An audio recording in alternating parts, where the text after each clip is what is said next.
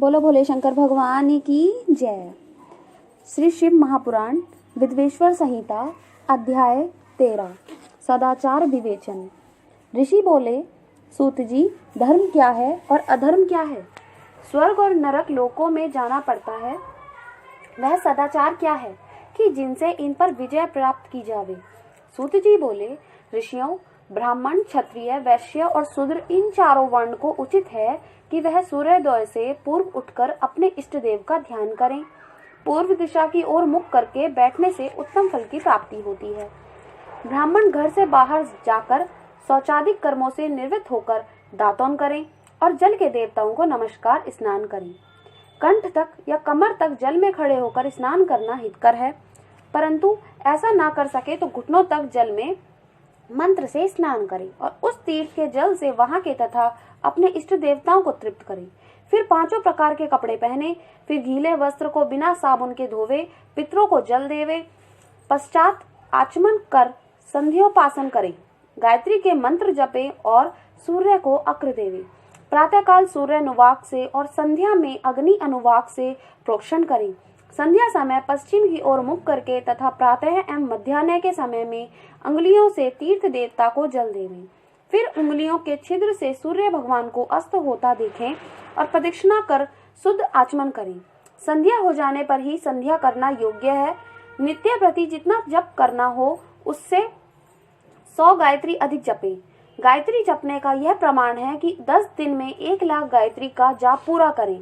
ब्राह्मण को उचित है कि वह नित्य 1000 गायत्री का मंत्र जपे। 16 भावना से जप करता हुआ जीव को पर ब्रह्मा परमेश्वर से जोड़ देवे।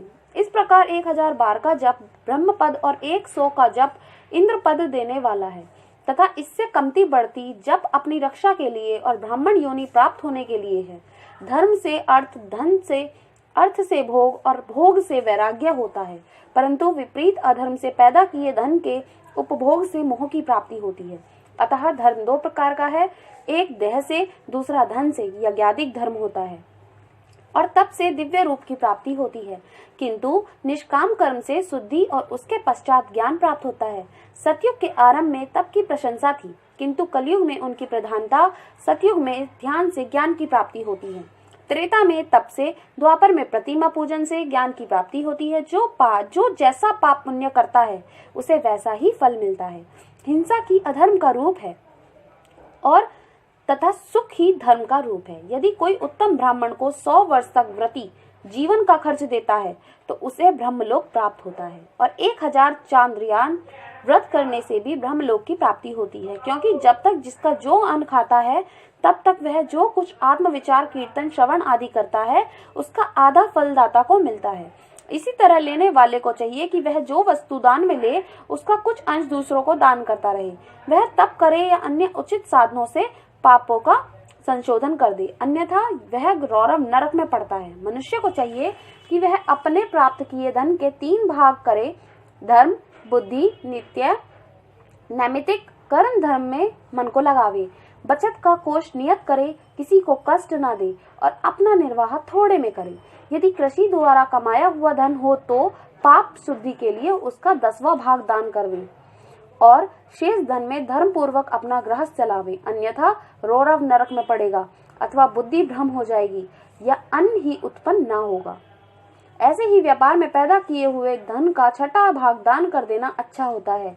याचना करने वाले को यथाशक्ति सदैव दान देता रहे, क्योंकि मांगने पर ना देने से जन्मांतर के लिए श्रेणी हो जाता है।